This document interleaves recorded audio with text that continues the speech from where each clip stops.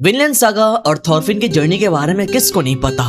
Season 1 में वही Thorfinn का ब्रूटलिटी, गुस्सा, रेज, अकेलापन, रिवेंज, ये सब कुछ हमने विटनेस किया। और सीजन 2 में वही थॉरफिन एक अलग ही बंदा बन जाता है और ये थॉरफिन हमको बहुत कुछ सिखाया। I have no enemies, right. मेरे भाइयों, ये सीजन 2 खत्म हुआ आज से 3.5 साल पहले, जनवरी 2023 में। And now it's 2026। मांगा भी ऑफिशियली खत्म हो चुका है, पर आज तक सीजन 3 का कोई अनाउंसमेंट उन लोगों ने किया ही नहीं। जैसे कि वो लोग लेकर नहीं आ रहे, तो मैंने सोचा व्हाई नॉट स्टार्ट सीजन 3। पता नहीं तुम में से कितने लोगों ने विनलैंड सागा एनीमे देखा या फिर मांगा रीड किया। अगर नहीं किया है तो भाई पहले तो वही करना पड़ेगा। हम डायरेक्टली सीजन 2 के बाद की स्टोरी कवर करेंगे। इनको याद नहीं, मैं बता दे रहा हूं। सीजन 2 के लास्ट में हम लोगों ने देखा थॉरफिन फाइनली अपने फैमिली के साथ रियूनाइट होता है after a long, very long time. और इस हैप्पी रियूनियन के साथ सीजन 2 खत्म होता है और वही से हम लोग आगे कंटिन्यू करेंगे। सीजन 3 के स्टार्टिंग में हम लोग हाफडन को देखते हैं, जो समंदर के किनारे खड़े और पंछियों को देख रहा है। पीछे उसका बेटा सीगार्ड आता है और अपने फादर हाफडन को बताते हैं उसने ब्रायन की जमीन को परचेस कर लिया। उनके बीच में ऑफिशियल ट्रांजैक्शन हो चुका है। पर ये न्यूज सुनने के बाद उसका बाप हाफडन खुश नहीं होता है,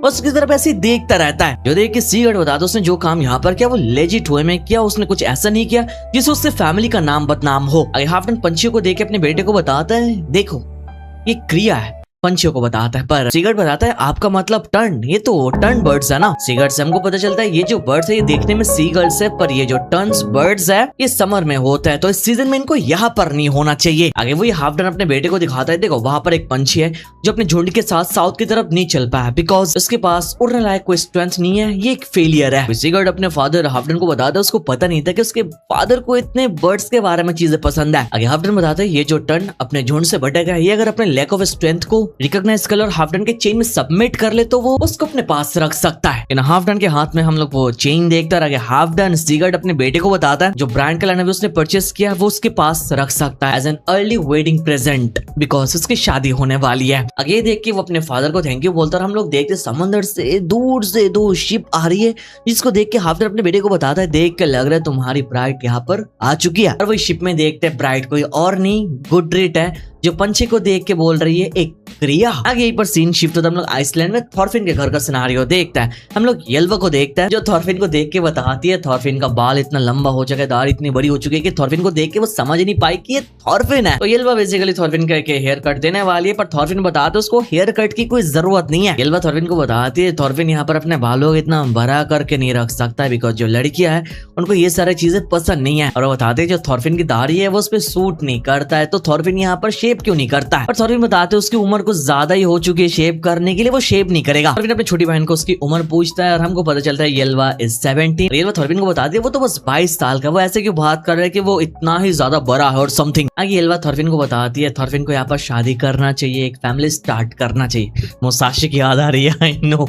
पर येल्वा थॉरफिन को बताती है पर एक फैमिली है जिनके 5 बेटी है, एक भी बेटा नहीं है उनके प्रॉपर्टी का हकदार बनने के लिए, और वो लोग फिशर्स है, तो थॉरफिन वहां पर शादी करके आराम से रह सकता है। थॉरफिन ने सुन के बताता है एक फिशरमैन, हाँ ये एक बढ़िया चेंज हो सकता है। और मैं स्माइल करके अपने आपको बताता है शादी करना, इस आइलैंड पे रुक जाना, मछलियां पकड़ना और एक साथ बुढ़े हो जाना। पर आगे वो बताता है but I have to go, मुझे यहाँ से जाना पड़ेगा। ये सुन के येल्वा शौक होती है उसको जाना पड़ेगा मतलब। पर आगे थॉरफिन बताता है वो आज रात सब लोगों को बताएगा वो इतने टाइम से क्या कर रहा है और आगे वो क्या करने वाला है। आगे हम देखते हैं इनर, आरी, बगाय, लीव सब लोग थॉरफिन के ऊपर हंसने लगता है बिकॉज हम देखते हैं थॉरफिन की सिस्टर येल्वा ने उसका क्लीन शेप कर दिया पूरा, और भाई पहले से तो मेरे हिसाब से बेटर ही लग रहा है। थॉरफिन गुस्सा होता है और बताता है उसने बहन को बताया था कि यहाँ पर उसको शेप ना कराने के लिए, पर उसने अपने सर को नोट किया, इससे पहले ऑलरेडी शेप कर दिया था। इनर उसको देख के बताता है उसको देख उतना भी बुरा नहीं लग रहा है। थॉरफिन बताता है नहीं उसको कंसोल करने की जरूरत नहीं, पर इनर बताता है तुमको भी देख के उतना टफ नहीं लग रहा है। ये सुन के थॉरफिन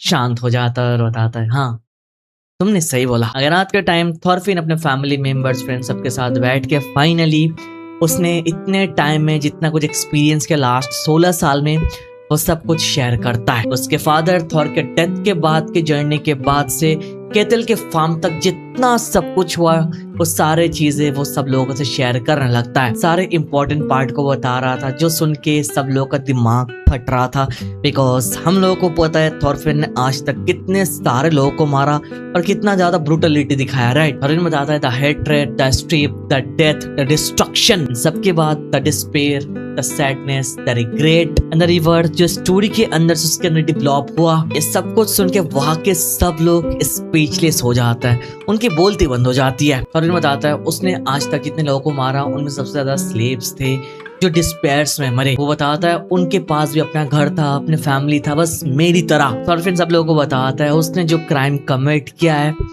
इसके लिए उसको जाना पड़ेगा। कहाँ पर? विनलैंड में। वो क्या बताता है? To build a land of peace to Vinland.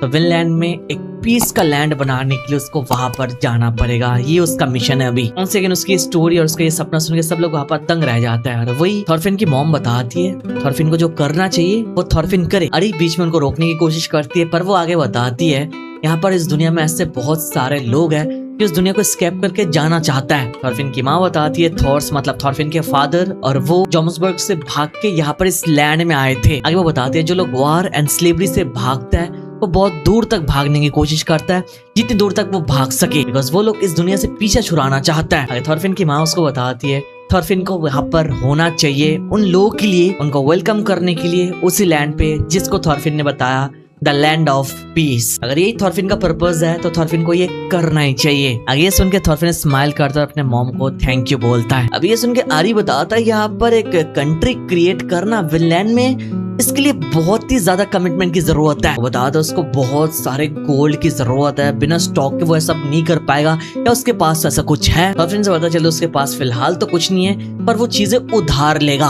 वो बताता है वो यहाँ आइसलैंड में आया स्पॉन्सर ढूंढने के लिए ताकि कोई उसकी मदद करे। और ये सुन के बताता है उधार के लिए इस आइसलैंड में अगर कोई ऐसा है जिसके पास पैसा है वो है हाफडन, जिसको हम लोगों ने स्टार्टिंग में देखा है। अब ये सुन के थोड़ी बताता है हाँ ऑफ कोर्स हाफडन। एनर हाफडन का नाम सुन के बताता है हाफडन वो कैसा बंदा है। पर आगे आरी उनको एडवाइस देता है अगर वो उनकी जगह होता तो हाफडन के पास जाके उतना टाइम बर्बाद नहीं करता। आगे हम देखते हैं आरी थॉरफिन और एनर को वार्निंग देता है। वो बताता है हाफडन द चेनर के साथ इन्वॉल्व ना होने के लिए बिकॉज वो एक विलन है। वो बताता है हाफडन से उसको तो पैसा मिलने नहीं वाला है, अगर वो लोग लकी हो तो वो बच जाएंगे अगर हाफडन उसको रॉब ना करे, लाइक उससे चोरी ना करे उल्टा। अब शायद सोच रहे हो हाफडन इतना अमीर है इतना पैसा वाला है तो उसके बारे में ऐसा क्यों बता रहा है, आगे तुमको पता चलेगा। आगे सीन शिफ्ट होती है और हम लोग एक पास्ट का सीन देखते हैं जहाँ देखते हैं शिप के ऊपर एक बैग में छुप के एक बच्ची आ गई और वहां पर सारे बंदे उसको पकड़ने की कोशिश करता है और फाइनली जाकर उसको पकड़ लेता है और वो बैग के नीचे से भाग के एक रस्सी पकड़ के आ जाती है और हम लोग देखते हैं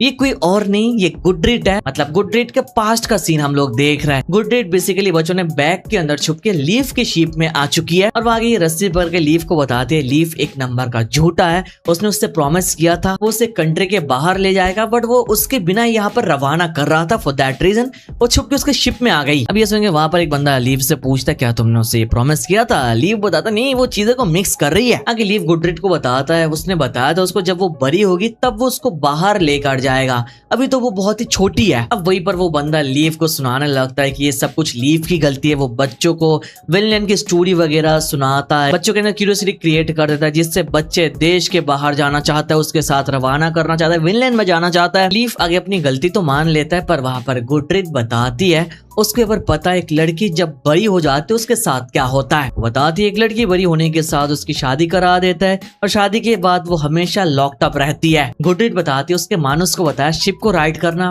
बंदों का काम है और घर को संभालना लड़कियों का काम है। आगे लीव बताते इसमें प्रॉब्लम क्या है, काम तो काम है ना।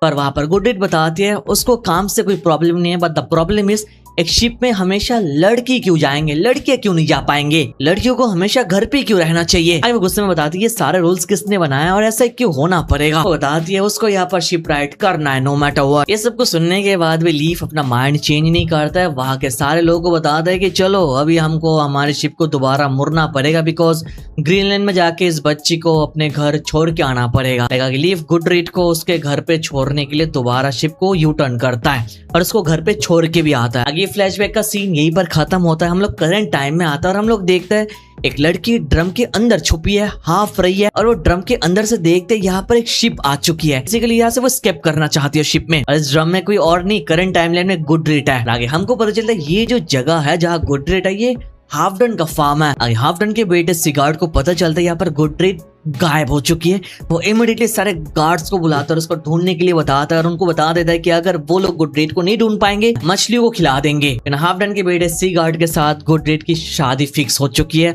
और गुडरीड बेसिकली यहाँ से भागना चाहती है बिकॉज फ्लैशबैक ने देखा गुडरीड को क्या पसंद है, ट्रेवलिंग। और वही हम लोग इस सीन में देखते हैं, इस जगह पे थॉरफिन, एनर और बाकी सब लोग लीव के साथ हाफ डन के यहाँ पर आ चुके हैं बिकॉज उनको पैसा उधार लेना है हाफ डन से ताकि वो लोग विनलैंड में लैंड बिल कर पाए।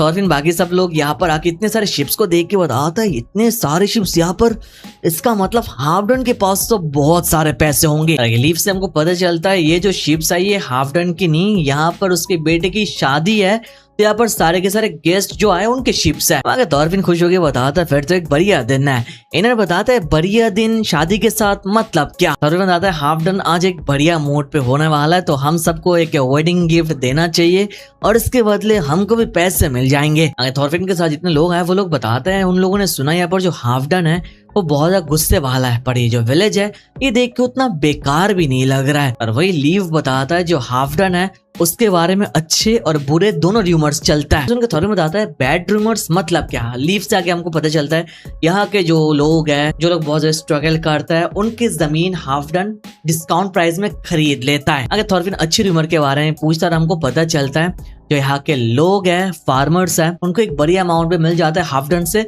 और वो लोग हाफ डन के अंडर में बहुत ही अच्छे से रहता है। अगर इसी कन्वर्सेशन के बीच में थॉरफिन नोटिस करता है वो जो बैरल है वो ऑटोमेटिकली मूव कर रहा है। लीव सवाल करता है थॉरफिन सडनली हुआ क्या। थॉरफिन उसको बताता है ये जो बैरल है मुझे लगा ये मूव कर रहा है ऑटोमेटिकली। और वहीं पर देखता है बैरल के अंदर से गुडरीड बताती है उसने मुझे स्पॉट कर लिया, उसने मुझे देख लिया, वो मेरी तरफ ही इशारा कर रहा है। गुडरीड ऐसे बैरल के गैप के बीच में लीव को देखती है और चिल्ला के उठते और बताती है लीव तुम्हारी इतनी हिम्मत कि तुम मुझे यहाँ पर पीछे छोड़ के चले गए। लीफ यहाँ पर कंफ्यूज हो जाता है। वहीं पर हम देखते हैं बैरल के थ्रू भागते हुए उसके सामने गुडरीड आती है और बताती है सिचुएशन में वो जो अभी है वो लीफ की वजह से है। लीफ बताता है मैं किसी बैरल फेस वाली को नहीं जानता हूँ, आई डोंट नो। और वही देखते हैं फाइनली गुडरीड ये बैरल हटा देती है और वो सामने आ जाती है। वाइफ अनलॉक हो गई भाई फॉर श्योर, बिना कोई डाउट के गुडरीड इज क्यूट भाई। गुडरीड को यहाँ पर देख के लीव का दिमाग फट जाता है, सवाल करता है वो यहाँ पर क्या कर रही है। गुडरीड बताती है कुछ बुरे बंदे उसके पीछे हैं, यहाँ पर वो चाहती है लीव उसको अपने शिप में छुपा ले। लीव आगे बताता है कि उसको पहले एक्सप्लेन करना पड़ेगा सिनेरियो क्या है। गुडरीड बताती है वो बताएगी पर इससे पहले वो उसको शिप में लेकर चले। पर लीव तो मानता नहीं बिकॉज वो बताता है जितनी बार वो उसके शिप में गई कुछ ना कुछ गड़बड़ हुआ। और वहीं पर आगे हमको पता चलता है जो गुडरीड है मेरे भाइयों ये लीव के भाई की बीवी है। तो basically Gudrid is sister in law and Leif is brother in law. ये सुन के एनर हो जाता है शॉक, पूछता है कि इतनी यंग है वो तो 20 साल की भी नहीं है। वहीं पर देखते हैं लीफ और गुडरीड के बीच में तो बहस चलता रहता है। गुडरीड बताती है वो लीफ और उसके फ्रेस औरत के ऊपर जो है कि औरत ये नहीं कर सकती है उससे नफरत करती है। लीव बताता है इससे फर्क नहीं पड़ता है बट जो एक औरत है वो कभी सेलर बन नहीं सकती। शिप को राइड करना मर्दों का काम है, जो औरत है उनका काम है घर को प्रोटेक्ट करना। हमेशा से ऐसा ही था और ऐसा ही रहेगा। वो डायरेक्टली बता देता है गुडरीड यू आर अ वुमन। आगे गुडरीड को आ जाता है गुस्सा, वो सडनली चाकू बाहर निकाल लेती है और इसी चाकू से अपना बाल काट लेती है।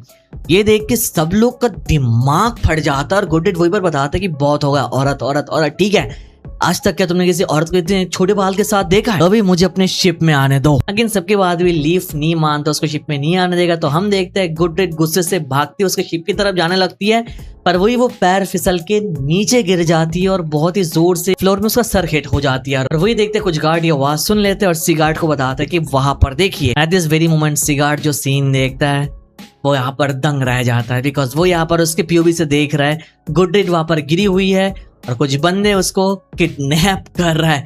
तो ये देख के उसका दिमाग फट जाता है, वो बताने लगता है वो लोग गुडरीड के साथ क्या कर रहा है। एनर लीफ और बाकी सारे लोग तो गुडरीड को उठाकर उनके शिप की तरफ लेकर जा रहे थे और थॉरफिन बता रहा था ऐसा देख के लग रहा है कि हम लोग उससे किडनैप कर रहा है।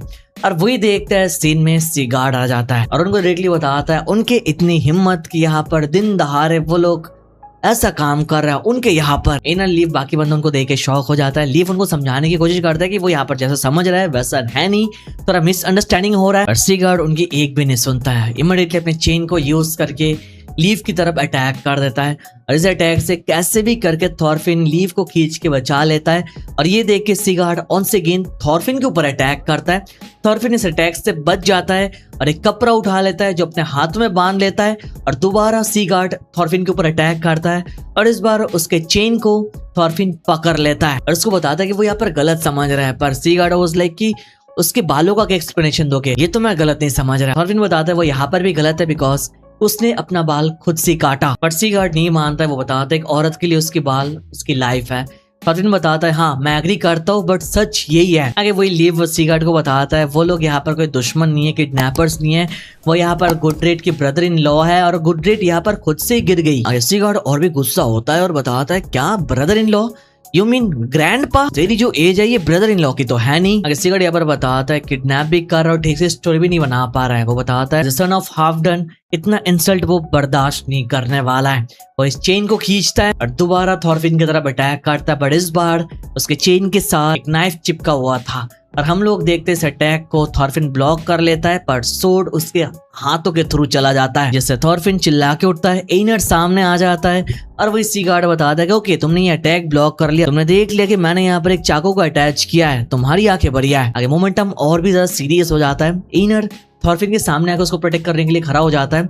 सीगार्ड दोबारा अटैक करता है और इसी बीच में सीगार्ड का फादर हाफडन आके सीगार्ड को रोक देता है और सीगार्ड वहीं पर स्टक हो जाता है। सीगार्ड तो उसके फादर हाफडन को बताता है कि वो ये काम खुद से निपटा सकता है और वही हम देखते हैं हाफडन बताता है it's been many years Leif, बहुत सालों बाद मिल रहा है तुमसे लीव। और वही लीव बताता है तुम अपने बेटे को समझा, वो हमको एज ए किडनैपर समझ के कंफ्यूज हो रहा है। और वही देखते हैं हाफ डन उसके बेटे सीगार्ड को बताता है जो ओल्ड मैन लीव है इसको द लकी एरिक्सन नाम से जाना जाता है और ये गुडरेट का भाई है। वो बताता है मैंने इसके बारे में तुमको पहले ही बता के रखा था इफ रिमेम्बर। और ये याद आती भाई उसका फेस देखने लायक था, वो एकदम डर के मारे शॉक्ड हो जाता है और वो बताता है कि मुझे लगा था उसका ब्रदर इन लॉ बहुत ही यंग होगा, मैंने सोचा ही नहीं था। आगे हम देखते हैं इस आइलैंड में एक औरत भी है जो लीव को देख के लीव करके चिल्लाती है, सामने आता है और ये कोई और नहीं लीव की बड़ी बहन है। अगर उनको देख के लीव पूछता है कि वो यहाँ पर क्या कर रही है, वो बताती है उसका भी तो यही सवाल है। और आगे लीव को उससे पता चलता है गुडरेट की शादी हाफडन के बेटे सीगार्ड से होने वाली है। लीव ये सुन के शौक होता है कि गुडरेट की शादी उसके साथ होगी और वहीं पर हम देखते हैं लीव की बड़ी बहन बताती है हाँ ये डील बढ़िया थी, मैंने तुमको बताया नहीं, भूल गई, शादी के बाद वो हाफडन फैमिली से बिलोंग करेगी, हमारे लिए बढ़िया है। और वही हाफडन लीव से माफी मांगते हुए बताता है उसने यहाँ पर शादी वगैरह सब कुछ फाइनलाइज कर दिया जब लीव यहाँ पर नहीं था। और ये सब कुछ सुन के एनर लीव को बताता है कि तुमने तो थोड़ी देर पहले मुझे बताया था कि ये जो गुडरेट है ये तुम्हारी भाई की बीवी है। अगली लीव से हमको पता चला उसका भाई यहाँ पर मर चुका है, तो यहाँ पर गुडरेट एक विधवा है। अगली लीव हाफडन को बताता है I hope you didn't take the wrong way, क्या तुम सच्ची में शादी करवाना चाहते हो हाफडन? हाफडन आगे बताता है गुडरेट की एनर्जी और स्पिरिट बढ़िया है तो यहाँ पर वो हेल्दी चाइल्ड जन्म दे सकती है। आगे हाफडन लीव को बताता है कि फाइनली हम लोग यहाँ पर फैमिली बनने जा रहे हैं अच्छे टर्म्स में। और वही हाफडन थॉरफिन के सामने आता है और बताता है आई एम इम्प्रेस्ड, तुम्हारा नाम क्या है? थॉरफिन बताता है वो है थॉरफिन, थॉर्स का बेटा, और जब वो एक बच्चा था बहुत पहले वो हाफडन से मिला था। ये सुन के हाफडन बताता है क्या थॉर? वही Thor the troll of germ. Thorfinn बताता है हाँ आप सही समझे, वो मेरे फादर थे। आगे हाफडन अपने बंदों को बताता है थॉरफिन के हाथ को ट्रीट करने के लिए और यहाँ पर जितने लोग आए सारे उनके गेस्ट है तो उनको अंदर लेकर जाने के लिए बता देता है। आगे सीन शिफ्ट होती है, हम लोग देखते हैं सब लोग यहाँ पर हाफडन के गेस्ट हाउस में हैं और वहाँ पर इनर और बाकी लोग बताते हैं अब तो बढ़िया है, रिलेटिव भी बन गए हम तो, अभी तो हम लोग पैसे उधार मांग सकते हैं। और वही देखते हैं लीव की बड़ी बहन तुला गुडरेट को एक वीक पहना देती है और बताती है जब तक यहाँ पर शादी ना हो जाए तब तक ऐसे इस वीक के साथ उसको लोगों के सामने रहना पड़ेगा और इस वीक को वो उतार नहीं पाएगी। आगे गुडरेट इस वीक को उतार देती है और हम देखते हैं तुला को पकड़ के रोने लगती है और बताती है वो यहाँ पर शादी नहीं करना चाहती है बिकॉज ये शादी करने के बाद उसकी लाइफ एकदम बोरिंग हो जाएगी, वो यहाँ पर घर पे अटक जाएगी और उसको ऐसी लाइफ नहीं जीना है। हम देखते हैं एक सुंदर लड़की थॉरफिन के हाथ को ट्रीट करती है, बैंडेज करके बताती है सब कुछ सेट है। थॉरफिन उसको थैंक यू बोलता है और वो बताती है वो बाहर खड़ी रहेगी अगर कुछ भी जरूरत पड़े तो उसको बुलाने के लिए। अगर थॉरफिन उसको बताता है घर के बाहर खड़ी रहोगी, ऐसा क्यों, घर के बाहर बहुत ठंड है तुम यहीं पर रहो। पर आगे वो मना करती है, बताती है वो उनके कन्वर्सेशन के बीच में आ जाएगी तो ऐसा उसको नहीं करना है। थॉरफिन सवाल करता है क्या यहाँ पर वो एक स्लेव है?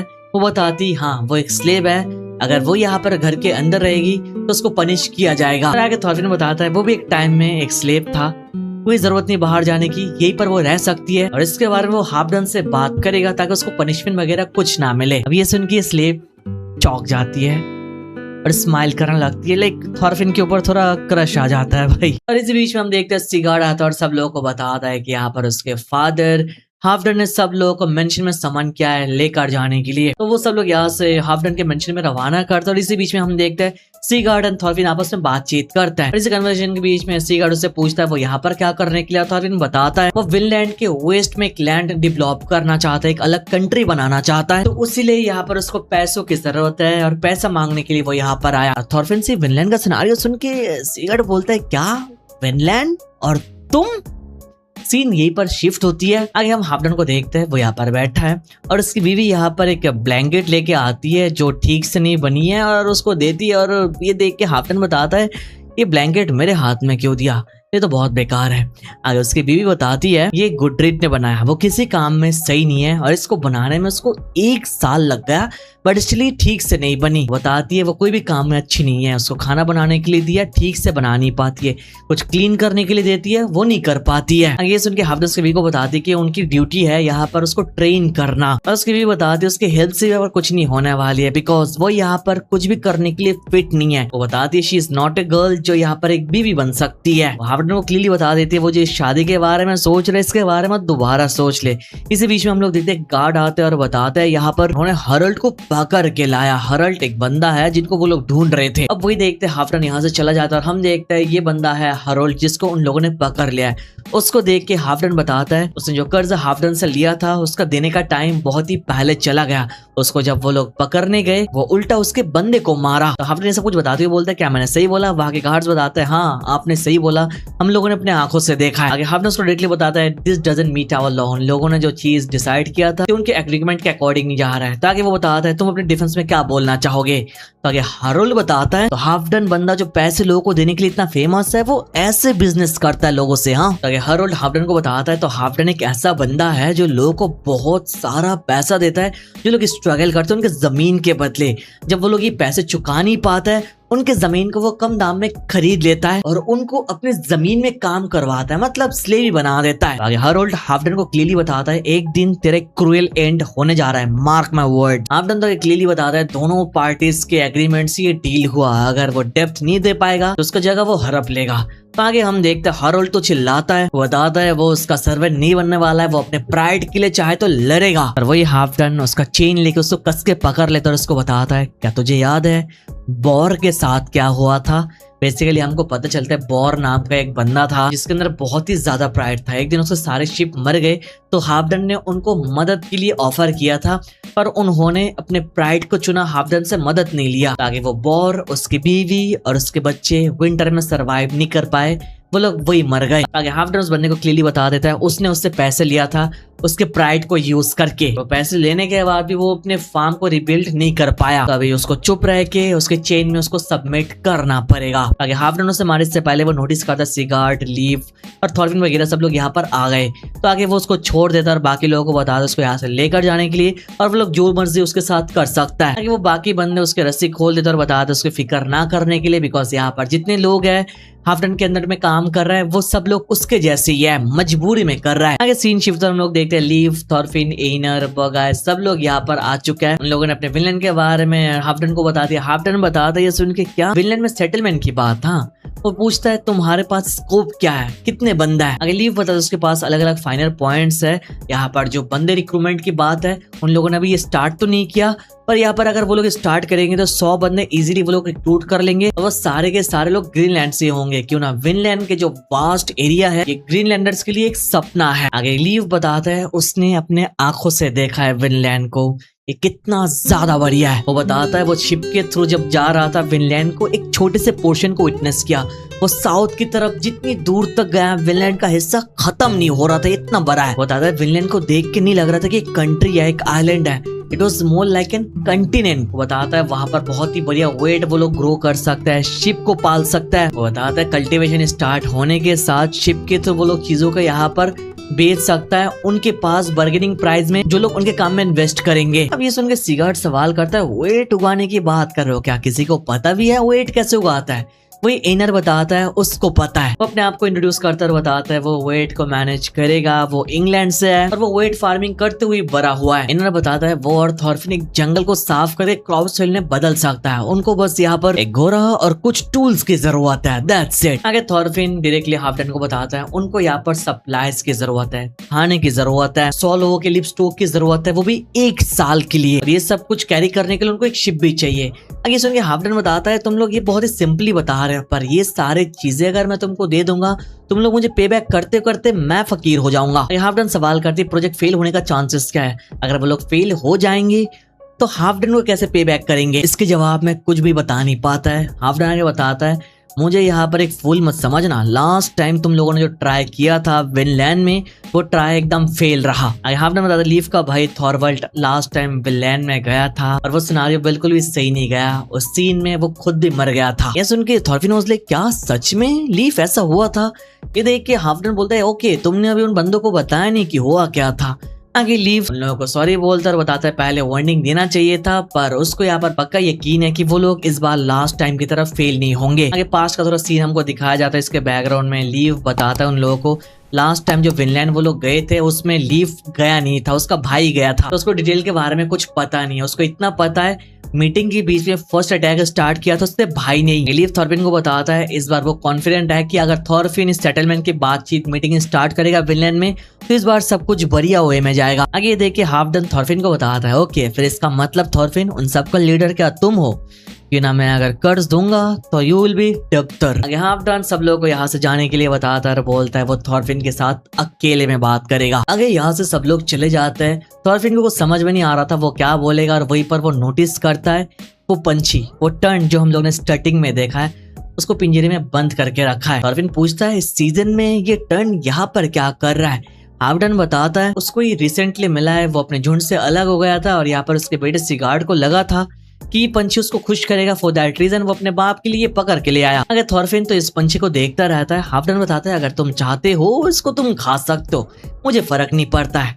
थॉरफिन आगे इसकी तरफ देखता है और बताता है अगर सीन ऐसा ही है तो मैं इसको खाना नहीं चाहूंगा, क्या मैं इसको खोल के इसको आजाद कर सकता हूँ। हाफडन बताता है अगर तुम इसको छोड़ भी दोगे तो ये जिंदा नहीं बचेगा, ये बहुत कमजोर है, झुंड से अलग है और इसके पास समंदर को क्रॉस करने जैसा स्ट्रेंथ भी नहीं है। अगर इसको रिलीज कर दोगे ये सफर करेगा, इसका डेथ बहुत ही मिजरेबल होने जा रहा है, ये फ्रीज होके बिना खाए स्टार्वेशन के थ्रू जाके मर जाएगा। आगे थॉरफिन कुछ नहीं बोलता है, पंछी की तरफ देखता रहता है और आगे वो बताता है ओके ऐसा है, फिर चलिए हम लोग इस पंछी को ही चूज करने देते हैं, वो कैसे जिएगा। आगे का सीन मस्त है। आगे हम देखते हैं इस केज को लेके थॉरफिन और हाफडन बाहर आता है।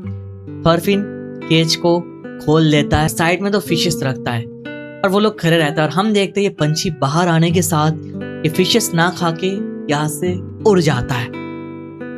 भाई वहीं पर खड़े होकर थॉरफिन हाफडन इस पंछी को देखते हुए जा रहे हैं। थॉरफिन आगे बताता है इसने 1 सेकंड के लिए भी इस फिशेस की तरफ देखा भी नहीं। आगे ये देख के हाफडन बताता है तुम्हारे अंदर वो बात है, नो वंडर तुम्हारे फादर थॉर्स थे। आगे थॉरफिन हाफडन को सवाल करता है कि हाफडन थॉर्स के फ्रेंड थे, पर हाफडन बताते हैं ना उनसे नजर मिला के भी बात नहीं करते थे। आगे बताते हैं उनको लगता नहीं कि वो थॉरफिन के साथ भी नजर मिला के बात कर पाएंगे। थॉरफिन ये सुनकर थोड़ा कंफ्यूज होता है, मनी मन बताता है क्या क्या क्या मैंने उनको अपसेट कर दिया।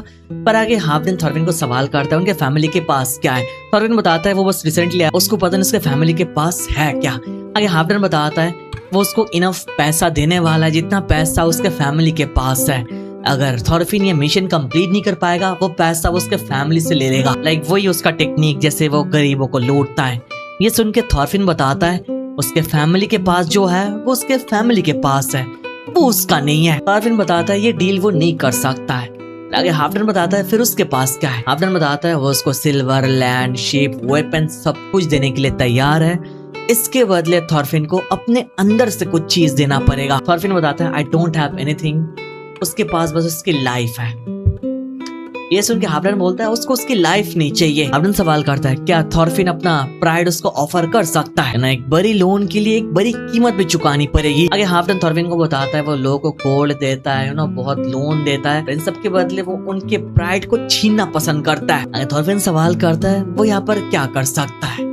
वहीं पर हाफडन बताता है लीक माय बूट, मेरे जूते चाट। अगर ऐसा करोगे तो मैं सोचूंगा क्या मुझे तुम्हारे प्लान में इन्वेस्ट करना है या फिर नहीं। थॉरफिन थोड़ा करके झुकने लगता है और बताता है मुझे लगा था कि आप मेरे अंदर से कोई ऑर्गन वगैरह मांग लेंगे, मैं नर्वस था। हाफडन बताता है क्या तुम ऐसा करने वाले हो यहाँ पर अभी? थॉरफिन बताता है हाँ क्यों नहीं। वो स्माइल करके बोलता है भाई, लिटरली झुक जाता है और बताता है कौन सा पैर, लेफ्ट या राइट या फिर दोनों पैर को एक साथ चूमना पड़ेगा। भाई आगे हम देखते हैं थॉरफिन लिटरली उसके जूते को किस करने जाता है और वहीं पर हाफडन की शक्ल देखने लायक थी। अगर हाफडन अपना पैर हटा लेता है, थॉरफिन कंफ्यूज हो जाता है और हाफडन बताता है वो मजाक कर रहा था। Thorfinn was really confuse, like कि व्हाट, क्या सीरियसली? आगे सीन शिफ्ट होती है और हम देखते हैं थॉरफिन बाकी लोगों के साथ आता है, ये स्टोरी बताता है, ये सुन के इनर बताता है क्या हमारे अंदर जो चीज हमारे पास जो है कीमत वो चुकाना पड़ेगा, फिर तो हमारे पास कुछ है ही नहीं। बगैर वहां पर थॉरफिन को बताता है कि सच्ची में तुम उसके जूते को चूमने वाले थे। अगर हाफडन तुमको घोड़ी की टट्टी खाने के लिए बोलते क्या तुम ऐसा करते? थॉरफिन बताता है हाँ मैं ऐसा करता। बस चुकाने के लिए बहुत ही सस्ता प्राइस है। ना ही ज्यादा साफ हो गया कि भाई लाइक कोई लफ्ज नहीं है भाई। आगे सीन शिफ्ट होती है, हम लोग सिगार्ड और हाफडन मतलब बाप बेटे को एक साथ बातचीत करते हुए देखता है। वो लोग चेस खेल रहे थे और बात कर रहे थे। सिगार्ड हाफडन को बताता है तो उनको फंड ना देके आप उनको डिस्ट्रॉय करने के बारे में सोचा। हाँ सिगार्ड बताता है वो यहाँ पर थॉरफिन के फंड राइजिंग आइडिया को एकदम डिस्ट्रॉय कर देगा और ऐसा काम करेगा ताकि लीफ उनके पास ही रहे। और हाफडन बताता है इसके बारे में भूल जाओ बिकॉज लीफ के पास और भी फैमिली मेंबर्स है जिनको विनलैंड का रास्ता पता है। तो जब तक हम लोग लीफ के होमलैंड को कंट्रोल करेंगे तब तक सब कुछ ठीक है। अगर सडनली हाफडन थॉरफिन के बारे में सोचता और बताता है सच्ची में क्या उसके पास कुछ भी नहीं है, बस अपनी लाइफ है। आगे बताता है एक detestable son just like his detestable father. आगे ऑन द अदर साइड हम लोग थॉरफिन के ग्रुप में चले जाते हैं और हम लोग देखते हैं हाफडन ने उनको यहाँ पर 24 नार्वल के हॉर्न्स दिए। लीफ सब कुछ चेक करते हैं, थॉरफिन को बताता है देख के लग रहा है हाफडन ने तुमको लोन दे ही दिया। आगे थॉरफिन से पता चलता है ये सब कुछ हाफडन ने उनको लोन में नहीं दिया, उनको ऐसे ही दे दिया। और आगे हमको पता चलता है दे तो ये हाफडन ने थॉरफिन को बताया कि उन लोगों ने यहाँ पर उनके बेटे के शादी को अटेंड करने आए, उनको तो पैसे दे नहीं पाएंगे उधार में। इस सेलिब्रेशन को ज्वाइन करने के लिए इसके बदले वो ये 24 नार्वल के हॉर्न वो दे रहा है। आगे बगा ये हॉर्न्स को देखकर बताता है नार्वल का हॉर्न क्या है, ये क्या हिरन का हॉर्न है और समथिंग है, देख के तो ऐसा ही लग रहा है, या फिर it's kind of like whale. आगे हमको पता चलता है ये यहाँ पर बहुत ही ज्यादा कॉमन और सस्ते में मिलता है। पर आगे लीफ से हमको पता चलता है नार्वल के हॉर्न्स के बदले उनको अच्छी पैसे मिलेंगे, पर यहाँ पर नहीं अलग जगह, और इसकी जो प्रोसेसिंग है ये भी बहुत ज्यादा ट्रिकी है। आगे लीफ थॉरफिन को बताता है ये जो नार्वल के 24 हॉर्न्स तुमको यहाँ पर हाफडन ने दिया ये बस ऐसे नहीं दिया, ये हाफडन की तरफ से एक चैलेंज है। वो तुमको टेस्ट कर रहा है, वो देखना चाहता है तुम विनलैंड जाने के लिए कितना ज्यादा सीरियस हो। तो आगे टेस्ट क्या है, सीन आगे कैसे क्या जाएगा, ये सब कुछ हम लोग नेक्स्ट एपिसोड में देखेंगे। अगर तुम लोग इंटरेस्टेड हो और चाहते हो कि मैं इसको कंटिन्यू करूं बिकॉज सब कुछ तुम्हारे रिस्पॉन्स के ऊपर डिपेंड करेगा। That was first episode and Vinland saga is very good manga. If you want me to continue